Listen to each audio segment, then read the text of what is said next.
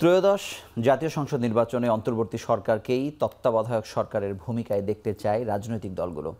তবে সেটি কতটা সম্ভব, অন্তর্বর্তী সরকার নিজেদের নিরপেক্ষতার প্রমাণ দিতে কতটা প্রস্তুত হচ্ছে, যেখানে রাজনৈতিক দলগুলো একে অপরের বিরুদ্ধে এবং অন্তর্বর্তী সরকারের প্রতি পক্ষপাতিত্বের অভিযোগ আনছে প্রতিদিনই। এই বাস্তবতায় আজকের এখন প্রকাশ নাম দিয়েছি তত্ত্বাবধায়ক। সঙ্গে আছি মুজাহিদ শুভ, আমার সঙ্গে আছেন শাম্মী আক্তার, সাবেক সাংসদ ও বিএনপির সহ স্থানীয় সরকার বিষয়ক সম্পাদক, আছেন আব্দুন নূর তুষার, গণমাধ্যম ব্যক্তিত্ব, এবং ডক্টর মোহাম্মদ রেজাউল করিম, কেন্দ্রীয় কর্মপরিষদ সদস্য ও সেক্রেটারি, ঢাকা মহানগরী উত্তর, বাংলাদেশ জামায়াত ইসলামী। আপনাদের তিনজনকে স্বাগত জানাচ্ছি আমাদের অনুষ্ঠানে। আমি শুরুতে শাম্মী আক্তার আপনার কাছে জানতে চাই যে তত্ত্বাবধায়ক সরকার ব্যবস্থায় আলোচনাটি প্রকট হচ্ছে দিন দিন, কিন্তু আমি আপনার কাছে জানতে চাই যে আইন উপদেষ্টা আজকে বলেছেন যে বিএনপি তত্ত্বাবধায়ক সরকার চায়নি। তিনি যে আজকে পরিষ্কার করলেন, মানে এটি পরিষ্কার করার প্রয়োজন কেন পড়ল? মানে কালকে বিএনপির পক্ষ থেকে আসলে এটি কিভাবে বলা হয়েছে, আপনারা আসলে চাইছেন কি? ধন্যবাদ আপনাকে এবং সহ আলোচক দুজন যারা আছেন তাদেরকেও শুভেচ্ছা জানাচ্ছি, এবং যারা এখন টিভির দর্শক আছেন তাদেরকেও শুভেচ্ছা।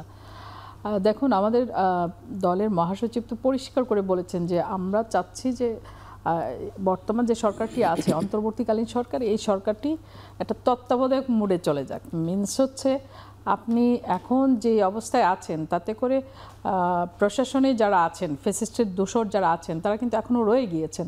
এই যে দোসররা এখনও প্রশাসনে রয়ে গিয়েছেন, জেলা প্রশাসনে রয়ে গিয়েছেন, সচিবালয়ে রয়ে গিয়েছেন, পুলিশ প্রশাসনে রয়ে গিয়েছেন, এদেরকে রেখে একটি সুষ্ঠু নির্বাচন সম্ভব নয়।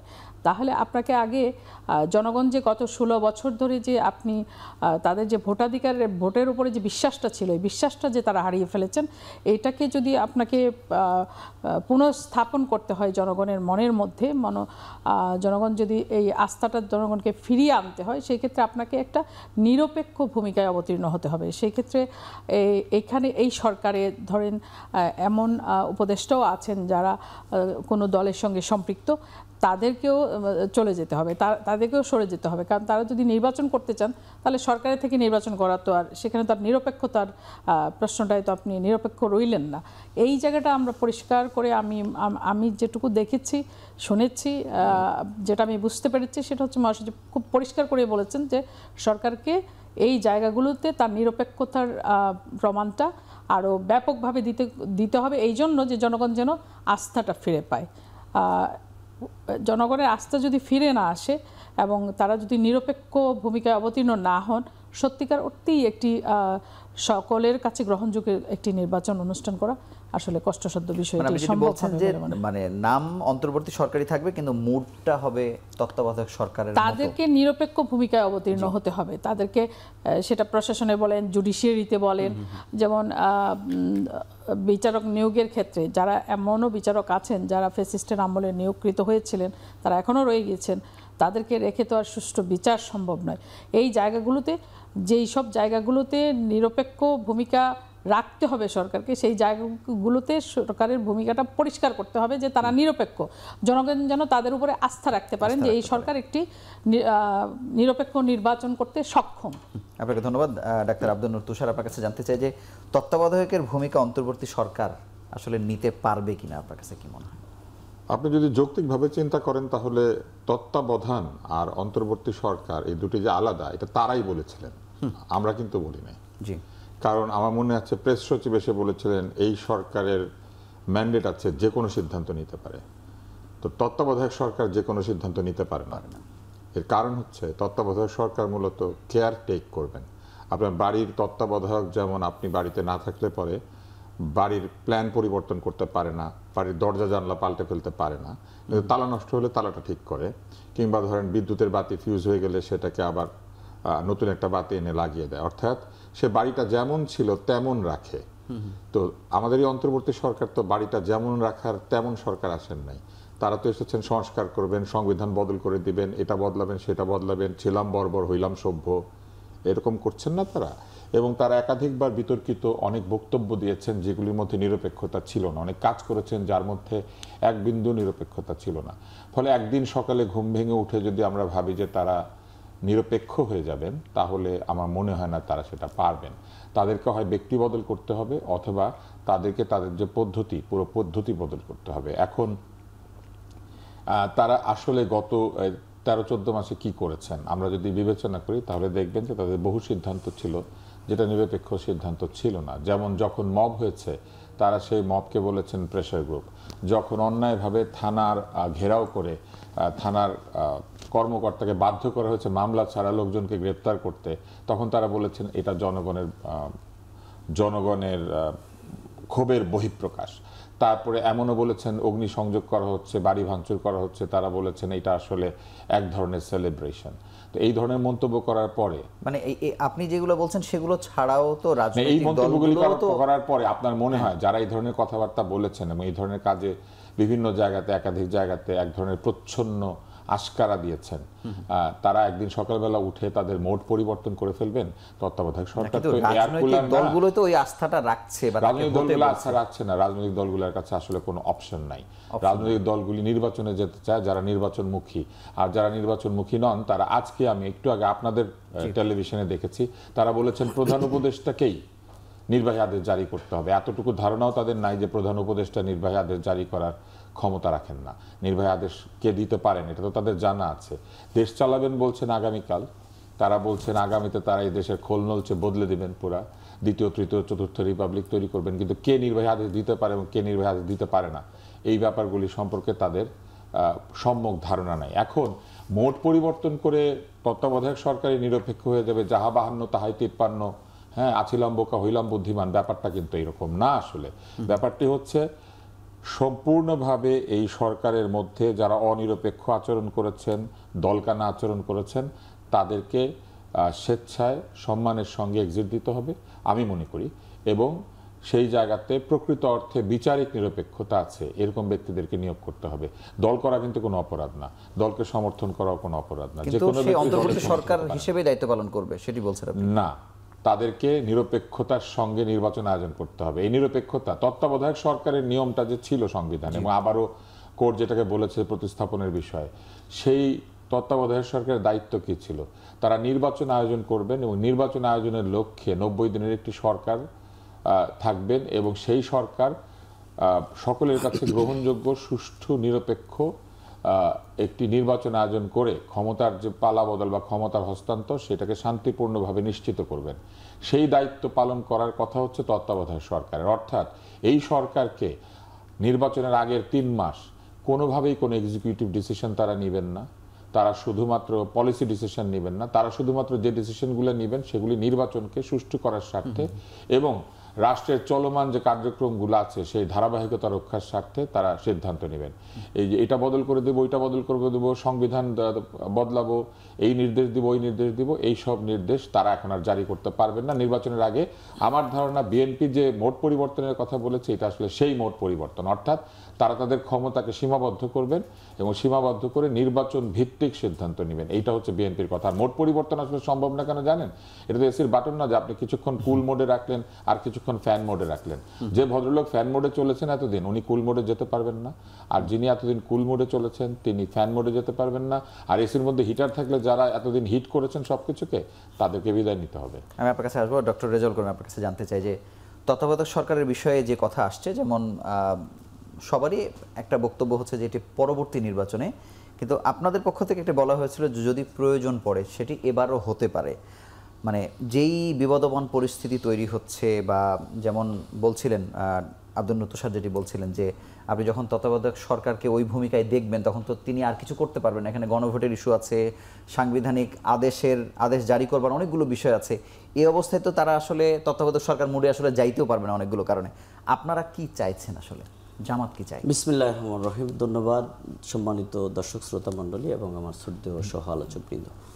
প্রথম কথা হচ্ছে আসলে আজকের যে সরকার নিয়ে আমরা আলোচনা করছি এই সরকারটা কিন্তু এখন আসার কথা ছিল না, অর্থাৎ আমাদের সাংবিধানিক ধারাবাহিকতায় এই সরকার আসার কথা না।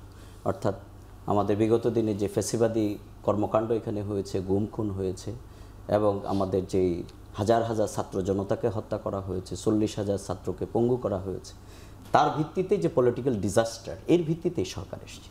এই সরকার কিন্তু নিজের ইচ্ছার ভিত্তিতে আসেনি। আমাদের আন্দোলন, আমরা ফ্যাসিবাদী লড়াই যারা করেছিলাম তারাই এই সরকারকে আমরা বসিয়েছি।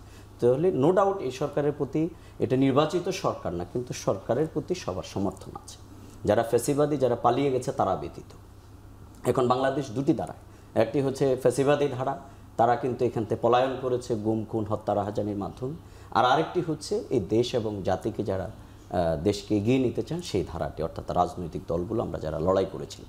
সেখানে এসে আপনার এই সরকারের প্রতি সমর্থন নেই এটা বলা যাবে না, এবং এই সরকার কিছুই করতে পারেনি এটাও বলা যাবে। কেয়ারটেকার সরকার বাতিল করেছে কি? আগে প্রশ্নটা এখানে আসতে হবে। কেয়ারটেকার সরকার বাতিল করেছে তো শেখ হাসিনা, এবং কেয়ারটেকার সরকারকে রাখার ব্যাপারে এখানে হাইকোর্টের এমিকাস কিউরি যারা ছিল তারা বলেছেন, এবং তৎকালীন সময়ে রাজনৈতিক আওয়ামী লীগের ব্যাটন লিডার যারা ছিলেন তারা শেখ হাসিনাকে বলেছেন যে এটা অন্তত আরও কয়েকটি টার্ম থাকা উচিত। কিন্তু তিনি তার ক্ষমতাকে পাকাপোক্ত করবার জন্য, অর্থাৎ যে দিনের ভোটটা রাতে করে তিনি যে ক্ষমতা থাকতে চেয়েছিলেন এবং প্রতিবেশী রাষ্ট্রের কাছে আধিপত্যবাদী শক্তির কাছে রাষ্ট্রকে বন্দুক দিয়ে, সেই কারণেই কিন্তু তিনি কেয়ারটেকার সরকার বাতিল করেছেন। অথচ এই কেয়ারটেকার সরকারের ফর্মুলা কিন্তু অধ্যাপক গোলাম আজম জামাত ইসলামী দিয়েছিল, এবং এটির এই সিঁড়ি বেয়ে কিন্তু তিনি ক্ষমতায় এসেছিলেন, কিন্তু এসে তিনি ছাদের উপরে উঠেই কিন্তু মইটিকে লাথি মেরে ফেলে দিয়েছে।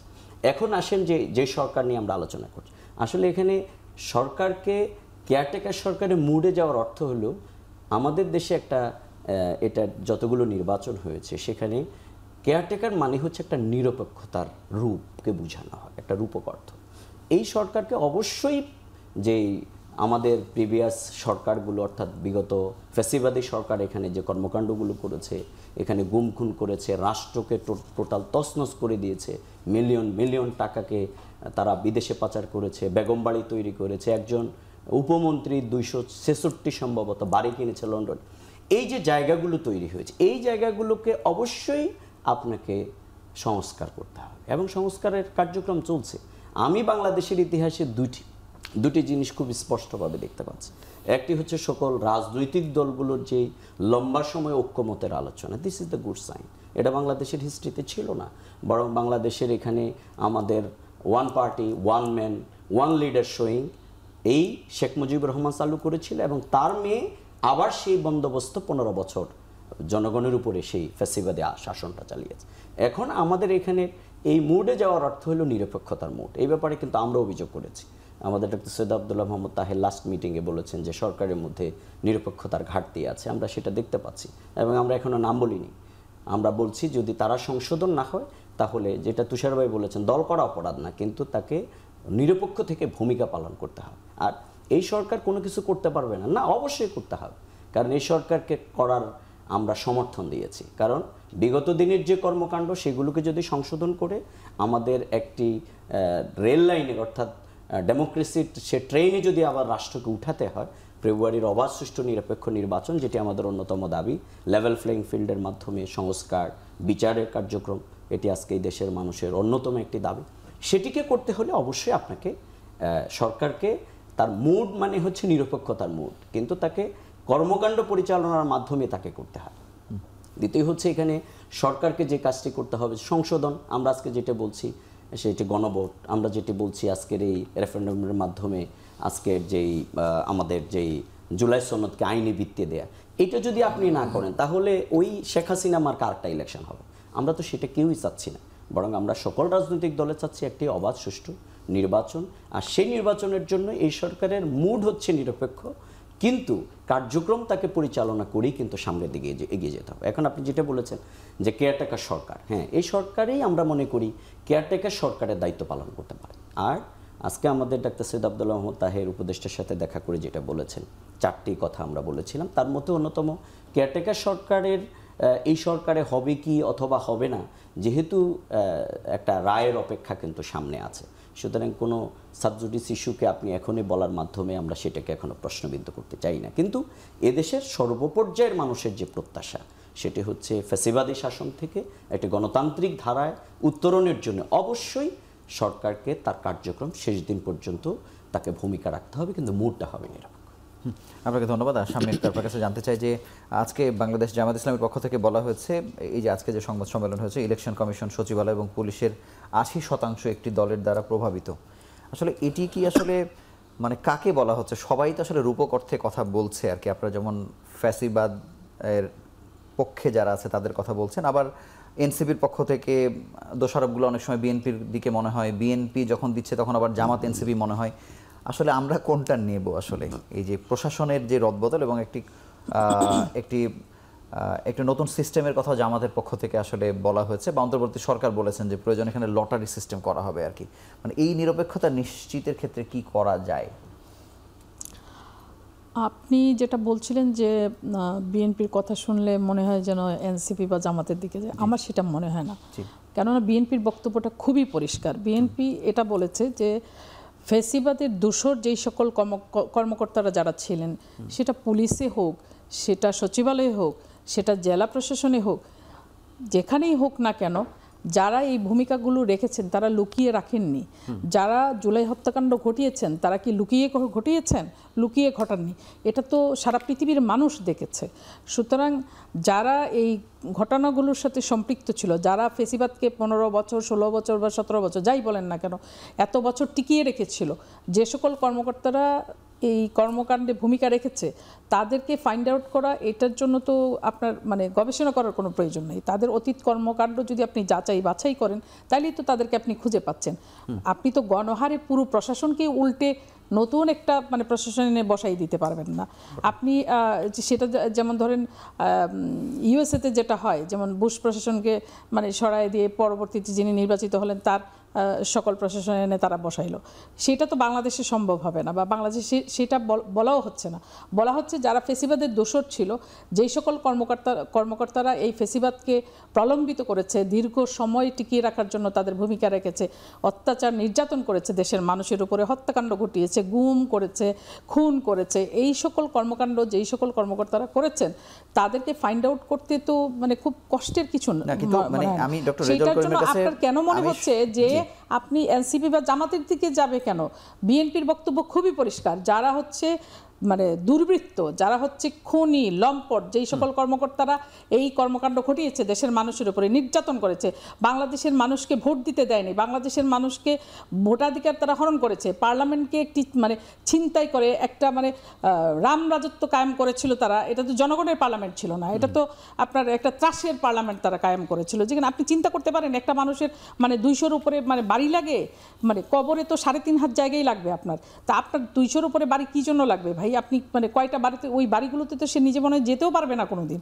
তো এই কর্মকাণ্ড যারা করেছে, যেই সরকারের লোকেরা এই কর্মকাণ্ড করেছে, বাংলাদেশের মানুষ একটা অভ্যুত্থানের মধ্য দিয়ে তাদেরকে বিদায় করেছে, বিতাড়িত করেছে। এখন মানুষ যেটা চায়, তাদের হারানো অধিকার, ভোটের অধিকার, যেটার জন্য আমরা দীর্ঘ সংগ্রাম করেছি, আজকে 17টি বছর আমরা লড়াই করেছি, এই ভোটাধিকার পুনঃপ্রতিষ্ঠার জন্য, বাংলাদেশের মালিকানা বাংলাদেশের জনগণের কাছে ফিরিয়ে দেওয়ার জন্য। মানে আপনাদের অভিযোগটা আসলে জামাত বা এনসিপি কারো দিকে না, আমরা আমাদের বক্তব্য পরিষ্কার। যারা এই অপকর্মের সঙ্গে জড়িত ছিল তাদেরকে ফাইন্ড আউট করে, সেটা পুলিশ প্রশাসনে হোক, সেটা মানে আপনার কি বলে সচিবালয়ে হোক বা জেলা প্রশাসনে হোক, আপনার হায়ার জুডিশিয়ারিতে হোক, আমি আপনার কাছে আসছি ডক্টর রেজাউল করিম।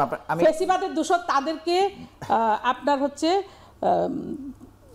তাদেরকে বিতাড়িত করে সেইখানে নিরপেক্ষ লোক বসাতে হবে, যাতে করে মানুষের আস্থা ফিরে আসে যে এই সরকারটি নিরপেক্ষ, এই সরকারের দ্বারা একটি নিরপেক্ষ নির্বাচন সম্ভব। আমি শুধু জানতে চাই যে ইলেকশন কমিশন, সচিবালয় ও পুলিশের 80% একটি দলের দ্বারা প্রভাবিত, যেহেতু এখানে আওয়ামী লীগের কথা বলা হয়নি বা ফ্যাসিবাদের কথা বলা হয়নি, এটি কি আসলে আপনারা কাদেরকে বলছেন আসলে? ধন্যবাদ। দুটি বিষয়, একটি দেখেন, একটি হচ্ছে একটি হচ্ছে দেশ, আর আরেকটি হচ্ছে আমাদের নিজস্ব রাজনীতি, ইনসাইড ইন আওয়ার পলিটিক্স। সুতরাং সেই রাজনৈতিক জায়গায় তো রাজনৈতিক বক্তব্য থাকবে, এবং আমরা বর্তমানে সেটি দেখছি বিভিন্ন প্রশাসন, বিভিন্ন জায়গাগুলোতে এই কাজটি হচ্ছে। অর্থাৎ আমরা মনে করছি যে সেটিকে আরও নিরপেক্ষ ভূমিকার জায়গা। কারণ আপনাকে একটা জিনিস মনে রাখতে হবে, এখন কিন্তু রাজনৈতিক সরকার, এখন কিন্তু একটা অন্তর্বর্তীকালীন সরকার। সুতরাং যেহেতু সরকারের অন্যতম লক্ষ্য হচ্ছে নির্বাচন, মানুষের ভোটাধিকারকে প্রতিষ্ঠা করে, সুতরাং এখন কিন্তু আপনাকে সেই নিরপেক্ষ জায়গাটি তৈরি করতে হবে। আর এটা যদি কোনো দল, কোনো গোষ্ঠী কোনো জায়গায় প্রভাবিত হয়, তাহলে সেটাতে গুরুত্ব দিতে হবে। আর দ্বিতীয় হচ্ছে যে আপনাকে আপু যেটা বলছেন, সেটি হচ্ছে প্রশাসনের বিভিন্ন রন্ধ্রে রন্ধ্রে কিন্তু ফেসিবাদের দোষরা কিন্তু বসে আছে। তাদেরকে, যারা দিনের ভোটটা রাতে করেছে, তাদেরকে রেখে আপনি খুব চমৎকার একটা ইলেকশন করে ফেলবেন, এটা ইটস এ কোয়াইট ইম্পসিবল। আপনাকে অসংখ্য ধন্যবাদ। আমরা ছোট্ট একটু বিরতি নিয়ে ফিরছি। দর্শক, আপনারা দেখছেন এখন প্রকাশ।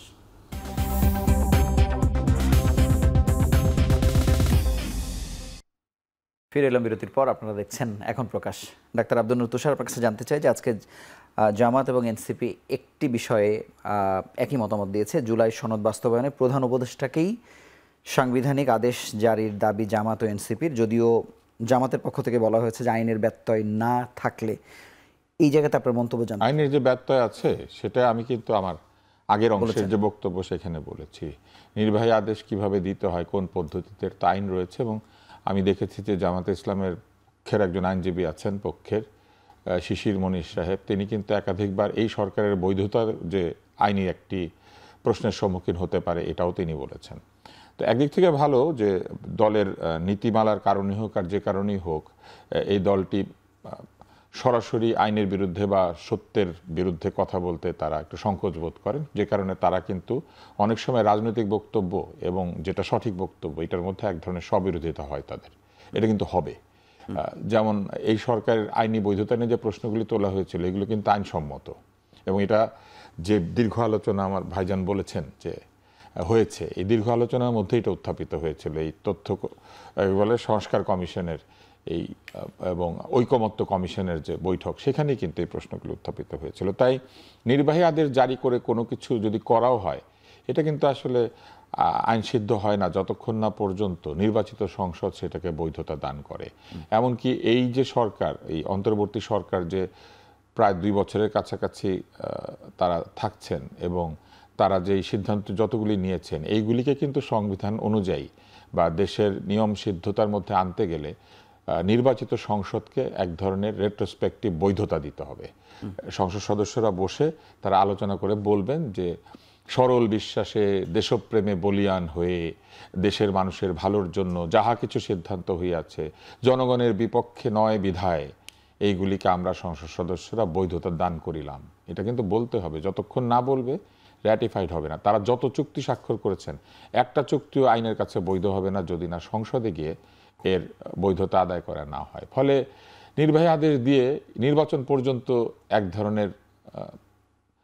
ধরনের বাধ্যতা বা বাধ্যতামূলক কর্মকাণ্ড করানো যাবে মানুষকে, কিন্তু মূল বৈধতা নিতে হবে সংসদের কাছ থেকে। তা আমি বলবো যে একটি গ্রহণযোগ্য নিরপেক্ষ নির্বাচন আয়োজনের মধ্যে দিয়ে প্রকৃতই যারা সংসদ সদস্য হবার দাবিদার এমন মানুষদেরকে নির্বাচিত করে একটা ভালো সংসদ বানালে সেই সংসদ নিশ্চয়ই ভালো দায়িত্ব নেবে। এবং একটা মজার ব্যাপার আপনি লক্ষ্য করবেন, এই যে জুলাই সনদ আছে, কত কিছু বলা হয়েছে না, ফ্যাসিস্টের আগমন ঠেকাবো, হ্যান করবো, ত্যান করবো, অনেক কিছু বলা হয়েছে না।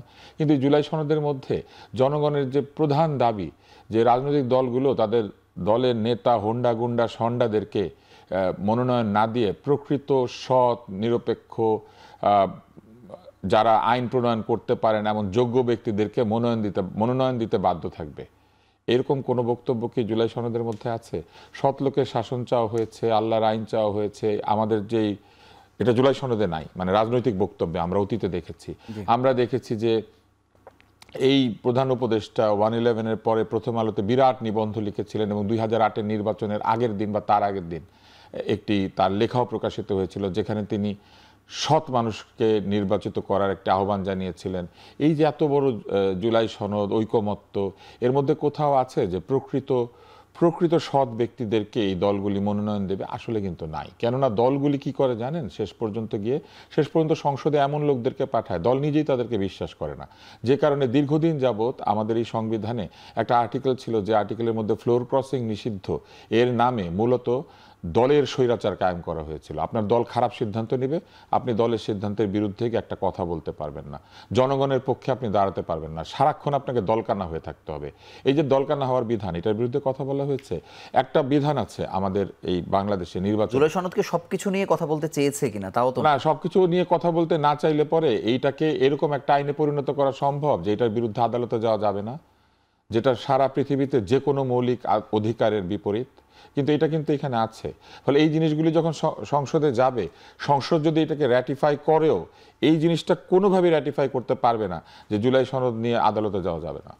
আদালতে যে কোনো কিছু নিয়ে যাওয়া যায়, সংবিধান স্বয়ং নিয়ে যাওয়া যায়। আমি আপনাকে যে জায়গাতে ছিলাম মাঝখানে প্রশ্ন করলে আসলে মূল বক্তব্য অনেক সময় হারিয়ে যায়। সেটি হচ্ছে যে এই যে অবস্থাটা তৈরি করা হয়েছে, এই অবস্থার মধ্যে মূলত আমাদের জনগণের দাবি কি? জনগণের দাবি হচ্ছে একটা ভালো নির্বাচন হবে। সেই নির্বাচন আয়োজন করার জন্য আদৌ কোনো সনদের দরকার আছে? আদৌ কোনো ঐকমত্যের দরকার আছে? আপনি যে ডান হাত দিয়ে আমরা ভাত খাই, এটার জন্য কি একটা কোনো সনদ আছে? নাই। কিন্তু আমরা যে বাবা মাকে সম্মান করি, এইটার জন্য কি কোথাও সনদ করতে হয়েছে? করতে হয় নাই। এইটাই করার কথা। তো নির্বাচন হবে নির্বাচনের মতো, ভোট হবে ভোটের মতো, লোকজন গুনবে এবং সেটা গুনে যে বেশি ভোট পেয়েছে তাকে জানাবে আপনি বেশি ভোট পেয়েছেন এবং তিনি নির্বাচিত হয়ে যাবেন। এইটা হয় নাই, যে এইটাই তো প্রধান কারণ ফ্যাসিবাদ মাথাচাড়া দেওয়ার। ধরেন সমস্ত সনদ বাস্তবায়িত হলো, কিন্তু ভোটটা ঠিক মতো গুনলো না, তাইলে কিন্তু আর নাই, গণতন্ত্রও নাই এবং ফ্যাসিবাদ হয়ে গেল। তো সেই জিনিসটা নিশ্চিত করার উপায় কি? সেটাকে কি আইন দিয়ে নিশ্চিত করে লোকে? সেটা আচরণ দিয়ে নিশ্চিত করে। এখন সেই আচরণ নিশ্চিত করার কি পদ্ধতি আমরা দেখতে পেয়েছি? আমরা কিন্তু এখনো পর্যন্ত দেখতে পাই নাই। এবং সেটা যতক্ষণ পর্যন্ত নিশ্চিত করা না হবে, যেমন বলা হচ্ছে ফেব্রুয়ারিতে নির্বাচন হবে, এখনো পর্যন্ত নির্বাচন কমিশন, আমরা আগে দেখেছি নির্বাচনের আগে অন্তত ব্যালট বাক্সগুলি মেরামত করতে শুরু করে। আপনি বলেন তো ব্যালট বাক্স কতগুলি ক্ষতিগ্রস্ত আছে, কতগুলি হারিয়ে গিয়েছে, কতগুলি নষ্ট হয়েছে, কতগুলি রাতে ভোট করতে গিয়ে দিনের বেলা খুঁজে পাওয়া যায়নি। এই বিষয়ে নির্বাচন কমিশন এখনো পর্যন্ত কথা বলেছে? বলে নাই। নির্বাচন কমিশন এখনো পর্যন্ত ভোটারদেরকে বলেছে ভোটার তালিকা কবে নাগাদ হালনাগাদ করা হবে এবং কত দিনের মধ্যে ভোটার তালিকার মধ্যে নাম তুলতে হবে?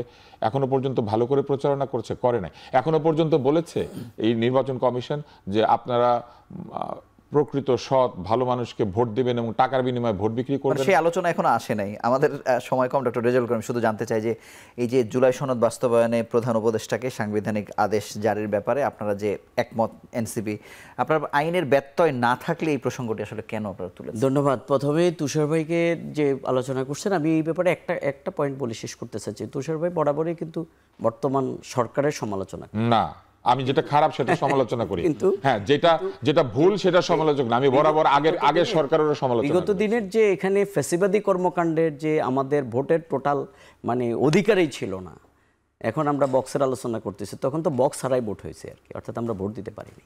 সুতরাং সেই জায়গাটাকে দেখতে হবে। আমি আবারও বলছি যে এই সরকারের কর্মকাণ্ডে আমরা সকল ব্যাপার হ্যাপি না, কিন্তু এই সরকার একটি বিপ্লবের মাধ্যমে আসছে। সুতরাং সেই অভিপ্রায়ের জায়গাটা পিপুলস উইল যেটা, সেটা তাদেরকে ওন করতে হবে। আর আপনি যেটা বলছেন যে আমরা ঘোষণার ব্যাপারে বলেছি, আমরা সেটা আমাদের বক্তব্য খুবই পরিষ্কার। যেহেতু বর্তমান যে প্রেসিডেন্ট, তিনি কিন্তু কার কর্তৃক প্রোডাক্টকৃত, তিনি এই দেশের কতগুলো রায় দিয়েছেন, কতগুলো সই করেছেন, কতগুলো অবৈধ আইন করেছেন, কতগুলো ফ্যাসিবাদের সকল কর্মকাণ্ডে তিনি সিল মেরে সর্বশেষ সেটাকে বৈধতা দিয়েছেন। তিনি এখনও রাষ্ট্রের জায়গায় আছেন, সেটা যে কোনো দ্যাট ইজ অ্যানাদার থিং।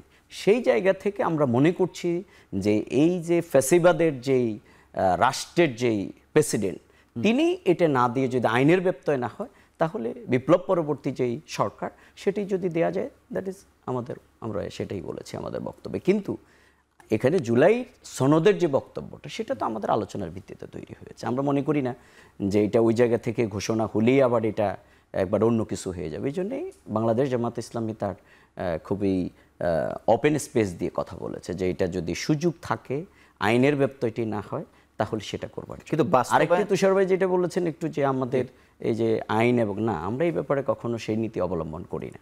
বরং আমাদের যে বক্তব্য, আমরা সেটা তুলে ধরবার চেষ্টা করি জনগণের সামনে। আমরা যদি মনে করি যে জনগণ সেটাকে অ্যাকসেপ্ট করছে, আইন যদি সেটাকে কাভার করছে, তাহলে সেই জায়গায় আমাদের কোনো বক্তব্য নেই। আমাদের বক্তব্য হচ্ছে জুলাই বিপ্লব পরবর্তী যে বিপ্লব এবং এখানের যেই অন্তর্বর্তীকালীন সরকার, সেটাকে লিগ্যাল ফ্রেমের আওতায় যদি না নিয়ে আসা হয়, কারণ এই অন্তর্বর্তীকালীন সরকারটা কিন্তু সাংবিধানিক কোনো সরকার না, এখানে কিন্তু সংবিধানে নেই, তাহলে সেটাকে আপনাকে লিগ্যাল ফ্রেমের মধ্য দিয়ে কিন্তু রেকটিফাই করতে হবে। আপনি এই যে ফেব্রুয়ারিতে যে ইলেকশন, এটা কি আমাদের সংবিধানের মধ্যে আছে নাকি? এটা তো আরও অনেক লম্বা পড়ে। তো ফ্যাসিবাদ তার কর্মকাণ্ডের মাধ্যমে আমাদের রাষ্ট্রকে গিলে ফেলার কারণে, গুম খুন হত্যা রাজধানী করে গোটা রাষ্ট্রযন্ত্রকে ধ্বংস করে ফেলার কারণেই মূলত এই জায়গাটি আন্দোলনের মাধ্যমে সরকারের প্রয়োজনীয়তা দেখা দিয়েছে। এই নিডস অফ নেসেসিটি জায়গা থেকেই আমরা মনে করছি এটাকে লিগ্যাল ফ্রেমের জায়গা তৈরি করে আপনাকে গণভোট দিয়ে সেটা আমরা করতে হবে। এই জন্য আমাদের বক্তব্য খুবই পরিষ্কার। ধন্যবাদ। স্বামী আক্তার, একটি কথা নাহিদ ইসলাম আজকে বলেছেন যে গণভোটের আগে তত্ত্বাবধায়ক সরকারের আলোচনা একটা দুরভিসন্ধিমূলক। এ ব্যাপারে আপনার মন্তব্য জানতে চাই। দেখুন, নাহিদ সাহেব কিসের উপর ভিত্তি করে এটা বলেছেন সেটা আমি বলতে পারবো না। আমাদের বক্তব্য পরিষ্কার, এবং আমি আবারও বলতে চাই যে বিএনপি বারবারই বলেছে যে একটি ক্রেডিবল ইলেকশন, একটি ইনক্লুসিভ ইলেকশন অনুষ্ঠানের জন্য যেই সকল সংস্কারগুলো, যে সংস্কারগুলো করলে পরে একটি সুষ্ঠু নির্বাচন সম্ভব, সেটা করে একটি সুষ্ঠু নির্বাচনের ব্যবস্থা করে এবং একটি নির্বাচিত সরকারের কাছে যাতে ক্ষমতা হস্তান্তর করা হয় সেই ব্যবস্থাটা যাতে গ্রহণ করেন এই সরকার, সেই ব্যাপারে বারবার বিএনপি আলোকপাত করেছে। তার মানে হচ্ছে বিএনপি জনগণকে বিশ্বাস করে, জনগণের উপরে তারা আস্থা রাখে এবং মনে করে যে একটি সুষ্ঠু নির্বাচন হলে সত্যিকার অর্থেই বাংলাদেশে একটি দীর্ঘদিন ধরে মানুষ যে ভোট দিতে পারছিল না, তাদের যে ভোটাধিকার ছিল না, সেই ভোটের অধিকারটা যখন তারা প্রয়োগ করতে পারবে তখন তো একটা পরিবর্তন হয়েই যাবে। তাহলে এত গীত তো আপনাকে গাইতে হবে না। একটা গীত যদি আপনি গান যে নির্বাচনটা অনুষ্ঠান করেন, একটা সুষ্ঠু নির্বাচন, তাহলে তো বাংলাদেশের মানুষই তো ডিসাইড করবে যে তাদের রাষ্ট্র কে পরিচালনা করবে, ফ্যাসিস্ট করবে নাকি যিনি গণতান্ত্রিক মন মানসিকতা ধারণ করেন তিনি করবেন। সেটা তো মানুষ নির্ধারণ করে ফেলবে, মানুষ তার শাসককে তারা নির্বাচিত করবে। সেই জায়গাটায় এত দেরি কেন হচ্ছে, এত ব্যত্যয় কেন হচ্ছে, দুরভিসন্ধিমূলক এন তেন, শাপলা না দিলে নির্বাচনে যাব না, তাহলে নির্বাচনে গেলে জুলাই সনদে যাব না, জুলাই সনদে গেলে এটা করব না, ওটা করব না, ছেলে মানুষই কর্মকাণ্ড না করে এই জায়গাটায় জোর দেওয়া উচিত যে একটি সুষ্ঠু নির্বাচনের জন্য সকল দলের অংশগ্রহণের মাধ্যমে একটি নিরপেক্ষ নির্বাচন যাতে অনুষ্ঠান করা যায় সেই ব্যবস্থা যত তড়িৎ গতিতে নেওয়া যায় ততই উত্তম। নাহলে তো সবাই তো বলছিলেন যে প্রধান উপদেষ্টার প্রেস সচিব যেটা বলেছিলেন যে এই সরকার যে কোনো সিদ্ধান্ত নিতে পারে, এইটা হচ্ছে ধরেন আপনার হচ্ছে একটা অহমিকা, একটা হচ্ছে দম্ভ, যে ক্ষমতার যে দম্ভ সেটা তিনি প্রকাশ করেছিলেন সেদিন। সত্যিকার অর্থেই যে কোনো সিদ্ধান্ত নেওয়ার মতন ক্ষমতা এই সরকারের নেই, যে কোনো সিদ্ধান্ত নেওয়ার জন্য এই সরকারকে মানুষ দায়িত্ব দেয়নি। মানুষ একটি অভ্যুত্থানের পরবর্তীতে মানুষ এই জন্য এই সরকারকে সমর্থন জানিয়েছিল যে মানুষের বিশ্বাস ছিল যে মানুষের যে ঋত ভোটাধিকার সেটি এই সরকার পুনঃপ্রতিষ্ঠা করবে। কিন্তু আমরা দীর্ঘ সময় পার হওয়ার পরেও সেটার জন্য প্রকৃত যে পদক্ষেপ নেওয়া দরকার, যেটা তো সবাই একটু আগে বলছিলেন যে কয়টা ভোট বক্স হারিয়ে গেছে দিনের ভোট রাতে করতে গিয়ে বা এই কাজগুলো করতে যেয়ে, সেগুলো নির্বাচন কমিশন এখনও সেরকম কোনো পদক্ষেপ গ্রহণ করেনি। আমরা ঐক্যমত কমিশনের মাধ্যমে দিনের পর দিন তারা বাদাম খেয়েছেন, মিটিং করেছেন, জামদানির পাট দিয়ে আপনি হচ্ছে জুলাই সনদ করেছেন।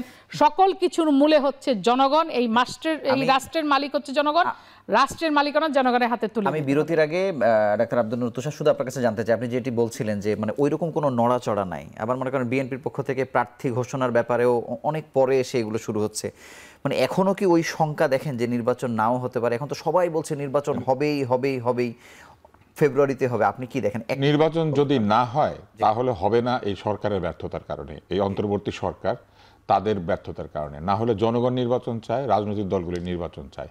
অল্প কয়েকটি বিভিন্ন পেট থেকে উৎপাদিত হওয়া, আপনারা নিশ্চয়ই ইদানিং শুনছিলেন কে পিতা কে পুত্র, এরকম পেট থেকে উৎপন্ন হওয়া দল ছাড়া সকল দল নির্বাচন চায় অথবা নির্বাচনে অংশ নিতে চায় এবং তাদের কোনো আপত্তি নাই আগামী নির্বাচনে। কিন্তু নির্বাচন আয়োজনের ক্ষেত্রে যে শৈথিল্য, সেই শৈথিল্য দেখা যাচ্ছে একটা। এবং আপনি বলেন যে প্রতীক নিয়ে তারা আবার নির্বাচন কমিশন আলোচনায় বসছে, যে প্রতীক লিস্টে নাই সেই প্রতীক নাই, ব্যাস শেষ। অথবা যদি দেন তাহলে শুরুতেই দিয়ে দিতেন। এখন তারা আলোচনায় বসছেন চাপের মুখে। তো এই চাপের মুখে যখন নির্বাচন কমিশন একটা প্রতীক নিয়েই নত হয়ে যায়, সামনে আরও কোনো কিছু নিয়ে নত হবে। অর্থাৎ এই পরিস্থিতি থেকে উত্তরণের চেষ্টাটা সরকারকেই দেখাতে হবে।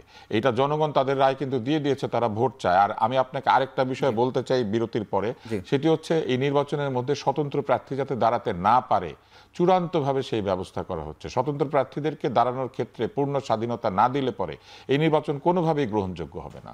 সাধারণ মানুষের নির্বাচনে দাঁড়ানোর অধিকার নাই, দলের টিকিট নিয়ে নির্বাচনে দাঁড়াতে হবে। দলগুলি মূলত প্রার্থী নির্বাচন করবে সংসদে যাওয়ার জন্য।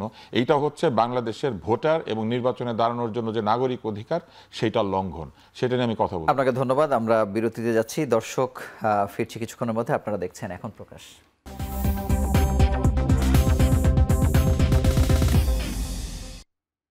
আবারও ফিরে এলাম বিরতির পর। আপনারা দেখছেন এখন প্রকাশ। ডক্টর রেজাউল করিম, আপনার কাছে জানবো, আমাদের সময় সংক্ষিপ্ত। উপদেষ্টা পরিষদ পুরো পরিবর্তনের সুযোগ নেই, যেটি নাহিদ ইসলাম বলেছেন, কিন্তু এই পাল্টাপাল্টি অভিযোগ কিন্তু বিএনপি এবং এনসিপির মধ্যে আছে। উপদেষ্টা পরিষদে আপনাদের কেউ আছে কিনা আমি আসলে এভাবে নিশ্চিত না, কিন্তু এই ব্যাপারে নিরপেক্ষতার বিষয়ে আপনারা আসলে কি চান? ধন্যবাদ। আমি আগে বলেছি যে মানুষের দল করা কোনো অপরাধ না এবং প্রত্যেক মানুষের তো একটা ইন্টারনাল কমিটমেন্ট আছে, নো ডাউট, কিন্তু এটা থাকতে পারে। কিন্তু এটি তার কর্মকাণ্ডে প্রকাশিত হওয়া হচ্ছে কোশ্চেনেবল। সেই জায়গা থেকে আমরা মনে করি কিছু উপদেষ্টা সেই জায়গায় সম্ভবত তাদের শপথের জায়গা রক্ষা করতে পারছেন না। আমরা এই জায়গায় আমাদের বক্তব্য খুবই পরিষ্কার বলেছি যে এই জায়গায় তাদের নিরপেক্ষতার জায়গায় ফিরে আসতে হবে। এবং কিছু দলের একবারে সরাসরি উপদেষ্টা আছেন, আমি মনে করি না সেটা বিপ্লব পরবর্তী তারাও যুক্ত হয়েছেন, কিন্তু সেই জায়গায় তাদের জায়গাটিকেও পরিষ্কার করতে হবে। আর এখানে যে কথাটি আসছে সেটি এই সরকারই কিন্তু নির্বাচনের দায়িত্ব পালন করতে পারে, নো ডাউট, কোনো অসুবিধা নেই, কিন্তু তাদের নিরপেক্ষতার এই জায়গাটিকে যদি তারা পরিষ্কার করতে না পারেন তাহলে অবশ্যই হয়তো সংযোজন বিয়োজনের জায়গাটি হয়তো বা হতে পারে। এটা ইজ মাই পার্সোনাল ওপিনিয়ন। বিরতির আগে এই জায়গাটাকে আমরা বিরতির আগে আপনি একটু বলছিলেন স্বতন্ত্র প্রার্থীর ব্যাপারে, আপনি 2 মিনিটের মধ্যে। বাংলাদেশের যে এই মুহূর্তে যে নির্বাচনের আইন আছে সেখানে স্বতন্ত্র প্রার্থীকে তার এলাকার মোট ভোটারের 1% ভোট নিয়ে আসলে হাজির হতে হয়, মানে সমর্থন আনতে হয় যে ওনার প্রার্থিতার পক্ষে 1% ভোটার সমর্থন জানিয়েছেন। এটা তো রীতিমতো অন্যায়, কারণ আপনি যদি দলের পক্ষ থেকে মনোনয়ন নিয়ে আসেন, দল আপনাকে একটা টিকিট দিবে এবং দলের পক্ষ থেকে একজন প্রস্তাবক, একজন সমর্থক থাকলে আপনি দাঁড়িয়ে যেতে পারবেন। অন্যদিকে একজন স্বতন্ত্র প্রার্থী, তার না আছে দল, না আছে টাকা পয়সা সেই রকম, তিনি ওই এলাকাতে হয়তো জনপ্রিয় অথবা যে কোনো কারণে নির্বাচনে দাঁড়াতে চান, তাকে কি করতে হবে? 1% ভোটারের ভোট নিয়ে আসতে হবে। এখন কোনো কোনো এলাকা আছে যেখানে 1.5 লক্ষ ভোটার, 1% মানে কত, তাই না? 1,500 লোক। কোথাও আছে 2 লক্ষ ভোটার, তাহলে 2,000 লোকের ভোট তাকে নিয়ে আসতে হবে, অর্থাৎ কাগজের মধ্যে। এবং সেইখানে ভোটার আইডি নাম্বার থাকতে হয়, ফোন নাম্বার থাকতে হয়। এবং কিভাবে তাদেরকে বাদ দেয় জানেন? ফোন করে এখান থেকে বেছে বেছে র্যান্ডম সিলেকশনে, দৈব চয়ন ভিত্তিতে।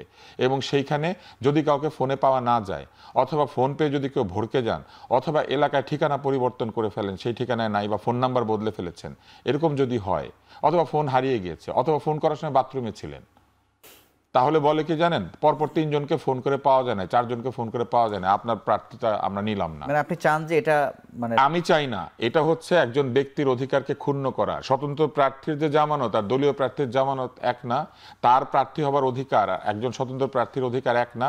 বাংলাদেশে কি দলের সদস্য হলে নাগরিক অধিকার বাড়ে আর দলের সদস্য না হলে নাগরিক অধিকার কমে যায়? তা তো নয়। তাহলে একজন স্বতন্ত্র প্রার্থীকে আপনি শুরুতেই বাধা দিচ্ছেন। বাধা দিয়ে তাকে কিভাবে মোটিভেট করছেন? একটা দলে যান, দলের টিকিট নিয়ে আসেন। এবং এইটা করতে বাধ্য করা মানে কি? মানে হচ্ছে তাকে জোরপূর্বক একটি দলে দাখিল হতে বলা। এটি কে করছে? আমাদের নির্বাচন কমিশন তার আইনের মধ্যে দিয়েই করছে। আমাকে বলছে আপনি স্বতন্ত্র হইলে আপনার জীবনে অনেক কষ্ট, আপনি দাঁড়াতে পারবেন না, আগেই আপনাকে ভোটারের দ্বারে দ্বারে ঘুরতে হবে। আর দলীয় হলে পরে আপনি সরাসরি এসে আমার এখানে মনোনয়ন পাবেন। এবং তারা আরেকটা কাজ করে এর মধ্যে দিয়ে, তারা কি করে? তারা দলগুলিকে মনোনয়নের টিকিট বাণিজ্য, মনোনয়নপত্র বাণিজ্য করার একটা সুযোগ করে দিয়েছে। কত হাজার মনোনয়নপত্র বিক্রি করেছে বিগত আওয়ামী লীগ সরকার, ফ্যাসিস্ট। ইউনিয়ন পরিষদ নির্বাচন থেকে শুরু করে দুনিয়ার এমন কোনো নির্বাচন নাই যেখানে তারা মনোনয়নপত্র বাণিজ্য করে নাই। কোটি কোটি টাকার মনোনয়নপত্র বিক্রি করেছে, অথচ আগের থেকে ঠিক করা ছিল কে দাঁড়াবে, কে জিতবে, কে হারবে। এরকম একটা নির্বাচনে এই মনোনয়নপত্র বাণিজ্য করার সুযোগ কিভাবে পেয়েছে দল? এবং একাধিক দল এই বাণিজ্য এখনো করতে পারবে। কেন? কারণ এই দলের টিকিটের জন্য লোকজন কি করবে? হাতি ঘোড়া নিয়ে যাবে। হাজী সেলিম আমার রাস্তা বন্ধ করে রেখেছিলেন ঘন্টার পর ঘন্টা, সেখানে তিনি লুঙ্গি ডান্স গান বাজাচ্ছিলেন, বাজাতে বাজাতে আওয়ামী লীগ অফিসে যাচ্ছিলেন মনোনয়নপত্র নিতে। আমি দাঁড়িয়েছিলাম সলিমুল্লাহ মেডিকেল কলেজে, যেতে পারি নাই। এই যে মনোনয়নপত্র বাণিজ্য, এই যে আগে থেকে মনোনয়ন পাওয়া লোক হাতি ঘোড়া নিয়ে যাচ্ছেন মনোনয়নপত্র নিতে, এই সব অত্যাচার থেকে বাঁচার জন্য স্বতন্ত্র প্রার্থী দরকার, যিনি কারো কাছে যাবেন না, যিনি নিজে গিয়ে নির্বাচন কমিশনে তার মনোনয়নপত্র দাখিল করবেন এবং জনগণের সামনে হাজির হবেন। কে স্বতন্ত্র প্রার্থীকে এই বাধা দিতে পারে যে আমি জনগণের কাছে গিয়ে আমি আমার জামানত জমা দিয়ে, জামানত বাজেয়াপ্ত হওয়া, অপমানিত হওয়া সকল ঝুঁকি সামনে নিয়ে আমি দাঁড়াতে পারবো না? এই নিয়ম যদি থাকে তাহলে আমি মনে করি যত ভালো নির্বাচনই হোক, তারপরেও কিন্তু এই নির্বাচন অন্তত নৈতিকভাবে, মানসিকভাবে অনেক মানুষের কাছে গ্রহণযোগ্য হবে না। তখন ওইরকম স্বতন্ত্র প্রার্থী জিতবে ব্যারিস্টার সুমনের মতো, যে নৌকাকে হারিয়ে দেওয়ার পরে পলক গিয়ে ওইখানে আনন্দ করে যে নৌকা হেরে গিয়েছে, কারণ আগে থেকে ঠিক করা ছিল সে জিতবে। আপনাকে ধন্যবাদ। আর শাম্মী আক্তার, আপনার কাছে জানতে চাই যে ইসি পুনর্গঠনের ব্যাপারে এবং ইসির নিরপেক্ষতা নিয়ে কিন্তু প্রশ্ন এনসিপি, জামাত তুলেছে। বিএনপির পক্ষ থেকে আসলে ইসি নিয়ে আমরা কথাবার্তা একটু কম্পারেটিভলি কম শুনি আর কি, মানে আপনারা সন্তুষ্ট কিনা? দেখুন, ইতিপূর্বে বিএনপি এটা নিয়ে কথা বলেছে। এখন নতুন করে যেটা বিএনপি মানে বলে আসছে যে সরকারের নিরপেক্ষতার জায়গাটা পরিষ্কার করা দরকার। আগে সরকার কি চায়? সরকার একটা নির্বাচন করতে চায়, একটা সুষ্ঠু নির্বাচন করতে চায়, জনগণের ভোটাধিকার ফেরত দিতে চায়, তাহলে সেটা করবার জন্য যে পদক্ষেপ নেওয়া দরকার, সেটা নির্বাচন কমিশন হোক, সেটা প্রশাসন হোক, পুলিশ প্রশাসন হোক, সব জায়গায় যে পরিবর্তনগুলো করা দরকার একটা সুষ্ঠু নির্বাচনের জন্য, আমরা একটা সুষ্ঠু নির্বাচন চাই যেখানে জনগণ তার ভোটাধিকার প্রয়োগ করবে, এর মাধ্যমে সরকার পরিবর্তন হবে। সেই জায়গাটাই আমরা আসছি, আমরা সেই জায়গাটা চাই। আপনাকে ধন্যবাদ। আমি ডক্টর রেজাউল করিম শুধু একটি বিষয় জানতে চাই, শুনতে কেমন লাগবে জানি না, যে এনসিপির সঙ্গে আপনাদের হঠাৎ একটা দূরত্ব তৈরি হয়েছে, কিন্তু লোকে কিন্তু বলে যে এনসিপি যাহাই এনসিপি তাহাই জামাত, এরকম কথাবার্তাও কিন্তু বলে। আবার আপনাদের অনেক আগে থেকে দাবিগুলো একরকম। আজকের যে সংবাদ সম্মেলন হলো দেখলাম যে আপনাদের 90% জায়গায় আপনারা মিল, মানে এই জায়গাটা হঠাৎ দূরত্বটা কেন হলো বলে আপনি মনে করেন, বা এটি কি আসলে আগামী দিনের সুষ্ঠু নির্বাচনের ক্ষেত্রে কোনো বাধা হতে পারে কিনা? ধন্যবাদ। প্রথম কথা হচ্ছে এনসিপি আন্দোলনের মাধ্যমে গড়ে ওঠা একটা রাজনৈতিক দল, তাদের ব্যাপারে আমরা খুব বেশি মন্তব্য করতে চাই না, যেহেতু তাদের বয়স, তাদের অভিজ্ঞতা সব মিলিয়ে তারা তাদের কর্মকাণ্ড পরিচালনা করছেন। আর এখন যেই বাকযুদ্ধটা কোনো কোনো ক্ষেত্রে সবার সাথে সবারই হচ্ছে, আমি মনে করি না this is the part of democracy, এটা থাকতে পারে, কিন্তু সেটি যেন সহিংসতা, সেটি যেন অন্য কিছুতে রূপ না নেয়। আমি বাংলাদেশের দুইটা গুড সাইন, একটা বলেছি একটু আগে যে আমাদের ঐক্যমত্যের কমিশনে আমাদের সবাই মিলে যে আলোচনাটা, this is the good sign আমি মনে করি। আর আরেকটি হচ্ছে বাংলাদেশের কোনো কলেজের ইউনিভার্সিটির ইলেকশন আমরা কোনো দিন দেখি নেই যে মারামারি ছাড়া, হত্যা ছাড়া, মানে ব্যাপক গণ্ডগোল ছাড়া। কিন্তু ঢাকা বিশ্ববিদ্যালয়, জাহাঙ্গীরনগর, চট্টগ্রাম, বাংলাদেশের সবচেয়ে অলমোস্ট বড় বিশ্ববিদ্যালয়গুলিতে ইলেকশন হয়ে গেছে, কিন্তু সেখানে বাকযুদ্ধ ছিল, কিন্তু সেখানে সহিংসতা ছিল না। আমি মনে করি এটাও রাজনীতির একটা গুণগত পরিবর্তন।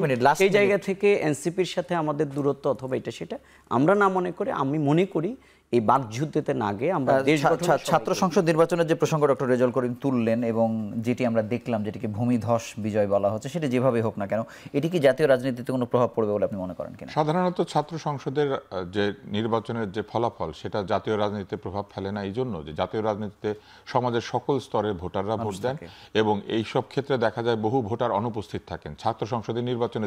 আমি উত্তর পেয়েছি, আর একটু জানতে চাই যে এই যে এনসিপি, জামাত বা বিএনপির মধ্যে এত মতপার্থক্য দেখছি, তারপরেও যেভাবে চলছে, সুষ্ঠু নির্বাচন হবার ক্ষেত্রে কোনো বাধা কি আপনি দেখতে? না, মতপার্থক্যই তো গণতন্ত্রের সৌন্দর্য। যতক্ষণ পর্যন্ত মতপার্থক্য যুদ্ধংদেহী মনোভাবে রূপান্তরিত না হবে এবং যতক্ষণ পর্যন্ত কথা এবং আলোচনার মাধ্যমে সমস্যা সমাধান অব্যাহত থাকবে, সেটি শারীরিক এবং মানসিক আক্রমণের জায়গায় গিয়ে পৌঁছাবে না, ততক্ষণ পর্যন্ত এটা গণতন্ত্রের সবসময় আমি মনে করি যে এটা আমাদেরকে স্বাগত জানাতে হবে, যে তারা কথা বলছেন, আলোচনা করছেন, তর্ক করছেন, সমালোচনা করছেন, এবং এইটাই আমরা চেয়েছিলাম, যেটি বন্ধ ছিল বহু বছর ধরে স্বৈরাচারী শাসনের কারণে। আপনাকে ধন্যবাদ। আপনাদের তিনজনকে আমাদের সঙ্গে যুক্ত হওয়ার জন্য আন্তরিকভাবে অভিনন্দন জানাচ্ছি। আমরা তার মানে আশাই করে নিতে পারি যে ফেব্রুয়ারিতে নির্বাচন হবে যেটি বলা হচ্ছে, মানে এটির ব্যাপারে কারো কোনো দ্বিমত নেই, এবং সেই নির্বাচনটি যেন অন্তর্বর্তী সরকারের পক্ষ থেকে যেটি বারবার বলা হচ্ছে বাংলাদেশের ইতিহাসে এমন একটি নির্বাচন হবে যেটি মানুষ আসলে ঈর্ষা করবে, সেটি আসলে হয় কিনা সেটি দেখবার অপেক্ষায় আমরা রইলাম। আপনারা ভালো থাকুন, সুস্থ থাকুন।